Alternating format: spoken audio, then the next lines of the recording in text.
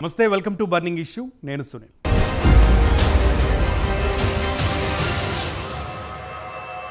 తెలంగాణ నేతలు బూతుల్లో ఏపీ నేతలను మించిపోతున్నారా? గులాబీ బాస్ సీఎం రేవంత్ పై ఎంతవరకైనా సిద్ధమంటున్నారా? ఇక రేవంత్ వర్సెస్ కేసీఆర్ వార్ మొదలైనట్లేనా?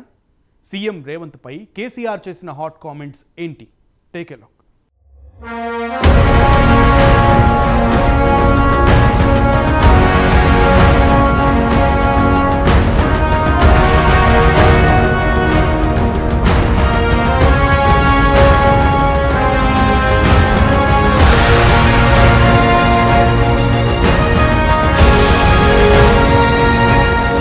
తెలంగాణలో నేతల మధ్య మాటల తూటాలు పేలుతున్నాయి. విమర్శలు పరిధిని మించి మితిమీరిపోతున్నాయని రాజకీయ వర్గాలు ఆరోపిస్తున్నాయి. తాజాగా తెలంగాణ ముఖ్యమంత్రి రేవంత్ రెడ్డిపై మాజీ ముఖ్యమంత్రి కేసీఆర్ ఘాటు వ్యాఖ్యలు చేశారు. బీఆర్ఎస్ పాలనపై రేవంత్ రెడ్డి చేస్తున్న ఆరోపణలను తిప్పికొట్టారు. కేఆర్ఎంబీపై తెగించి కొట్లాడాలని నాయకులకు సూచించారు. తుంటి ఎముక శస్త్రచికిత్స తర్వాత కేసీఆర్ తొలిసారి తెలంగాణ భవన్కు వచ్చారు. కృష్ణా పరివాహక ప్రాంతంలోని ఉమ్మడి జిల్లా నేతలతో సమావేశం నిర్వహించారు. బీఆర్ఎస్ అధికారంలో ఉన్నప్పుడు శ్రీశైలం, నాగార్జున సాగర్ ప్రాజెక్టులను కేఆర్ఎంబీ పరిధిలోకి తేవాలని కేంద్రం ఒత్తిడి తెచ్చిందన్నారు. అయితే అందుకు తాను అంగీకరించలేదని తెలిపారు. ప్రాజెక్టులను కేంద్రం పరిధిలోకి తీసుకోవాలంటే రాష్ట్ర ప్రభుత్వాన్ని రద్దు చేసి తీసుకోవాలని చెప్పానన్నారు.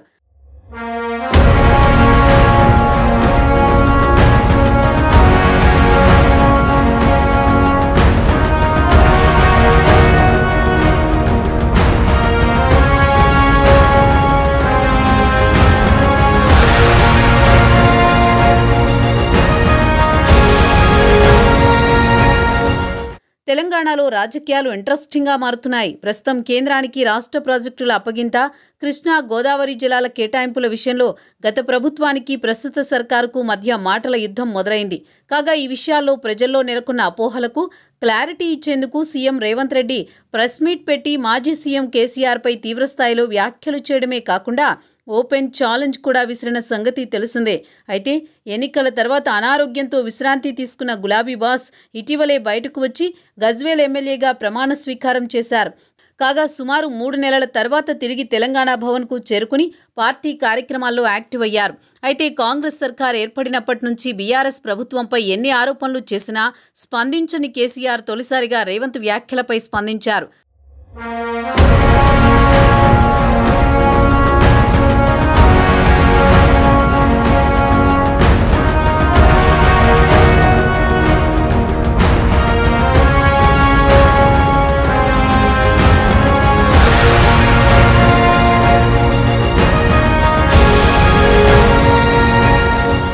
రాజకీయాల్లో హుందాగా వ్యవహరించాలని రేవంత్ రెడ్డికి కేసీఆర్ సూచించారు. తన పోరాటం ఒక్కరిపై కాదని పేర్కొన్నారు. సీఎం రేవంత్ రెడ్డి ఉడత బెదిరింపులకు భయపడేది లేదని కేసీఆర్ స్పష్టం చేశారు.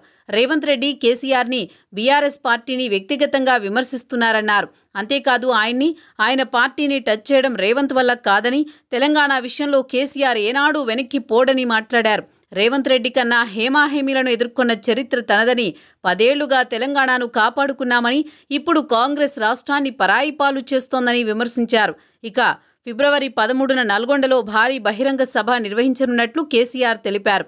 అందుకోసం 5 జిల్లాల నుంచి జన సమీకరణ చేయాలని నాయకులకు సూచించారు.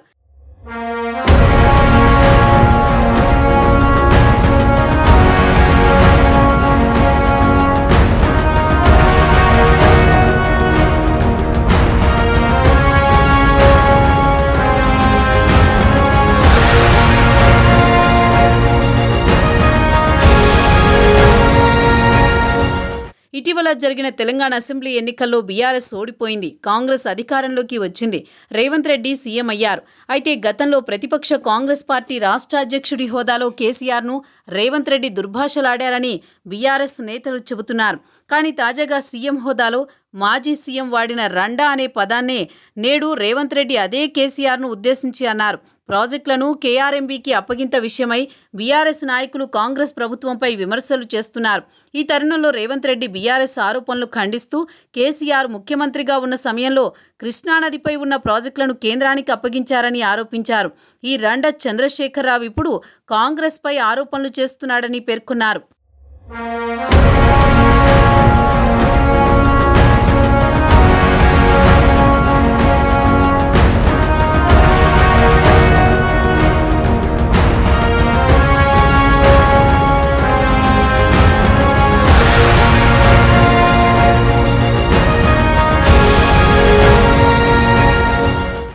రండా ఈ పదం ఇప్పుడు తెలంగాణ రాజకీయాల్లో హాట్ టాపిక్గా మారింది. ఇప్పటి వరకు ఇద్దరు సీఎంలు దీనిని ఉపయోగించారు. గతంలో ముఖ్యమంత్రిగా ఉన్న కల్వకుంట్ల చంద్రశేఖరరావు కేంద్ర మంత్రి బీజేపీ ప్రస్తుత రాష్ట్ర అధ్యక్షులు కిషన్ రెడ్డిని ఉద్దేశించి అన్నారు. ఇలాంటి రండ మంత్రి మనకు అవసరమా అని ఓ ప్రెస్ మీట్లో ప్రశ్నించారు. కేసీఆర్ వ్యాఖ్యలపై స్పందించిన కిషన్ రెడ్డి కేసీఆర్ వాడిన భాషను ఆయన విజ్ఞతకే వదిలేస్తున్నాను అన్నారు. అయితే రండా అనే పదం తెలంగాణలో ఇద్దరు సీఎంలు వాడారు. కానీ చాలా మందికి రండా అంటే తెలియదు. దీనికి యాస భాష ప్రకారం ఒక్కో ప్రాంతంలో ఒక్కో విధంగా ఉపయోగిస్తారు. కానీ అర్థం మాత్రం ఒకటే. రండా అంటే వేశ్య అని అర్థం. సీఎం హోదాలో ఉండి ఇద్దరు నేతలు ప్రత్యర్థులను వేశ్యగా అభివర్ణించడం ఇప్పుడు చర్చనీయాంశంగా మారింది.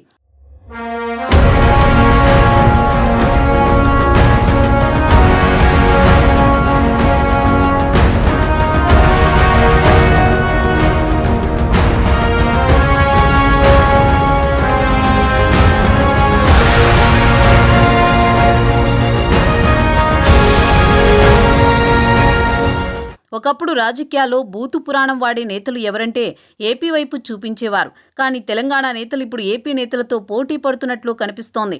తెలంగాణ యాస భాష పేరుతో ఉద్యమ సమయంలో కేసీఆర్ బూతు పదాలను కూడా ఇక్కడ ఇలాగే అంటా అని సర్ది చెప్పుకున్నారు.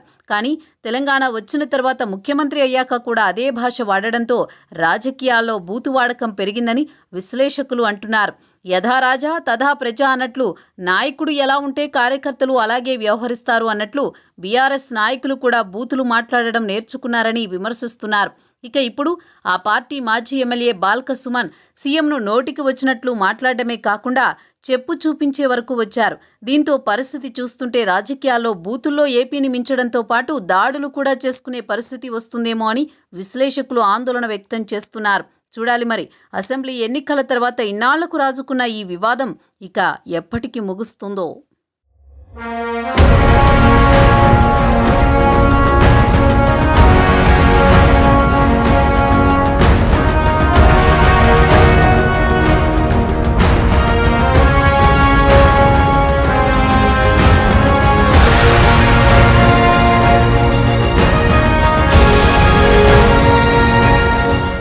మొత్తానికి అసెంబ్లీ ఎన్నికల తర్వాత ఇన్నాళ్లుగా రెస్ట్లో ఉన్న కేసీఆర్ ఎమ్మెల్యేగా ప్రమాణ స్వీకారం చేయడం, ఆపై తెలంగాణ భవన్కు చేరుకుని విమర్శలకు ప్రతివిమర్శలు చేస్తూ మళ్లీ యాక్టివ్ అయ్యారు. ఇక వచ్చి రాగానే తన పొలిటికల్ గేమ్ని స్టార్ట్ చేశారు కేసీఆర్. ముందు వెనక చూడకుండా నోటికి ఏది వస్తే అది మాట్లాడుతూ రేవంత్పై విరుచుకుపడ్డారు.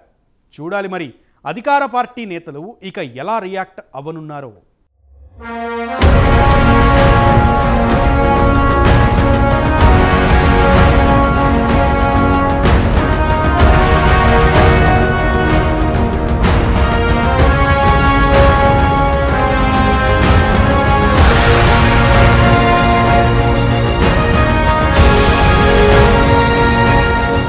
మార్నింగ్ ఇష్యూలో షార్ట్ బ్రేక్ తీసుకుందాం.